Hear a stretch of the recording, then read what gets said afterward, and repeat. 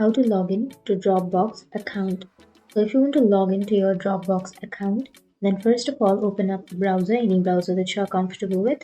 And I'm here with Chrome browser. Go for the search bar and search for Dropbox. And after searching here, you can go for www.dropbox.com. And now you can simply go for a login, which is here on the upper right. And now it will take you to the login page. So to log into your account, you can continue with your Google, or you can continue with your Apple, or you can also enter your email address. So I'll be entering my email address and then click on continue. And here you need to enter your password. But if you forgot your password, then you will have forgot your password option. Simply click on forgot your password, and then you can enter your email address and click on submit.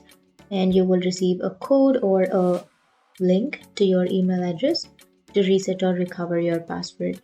But if you remember your password, then simply go back to the login page and then enter your email address and your password and click on login.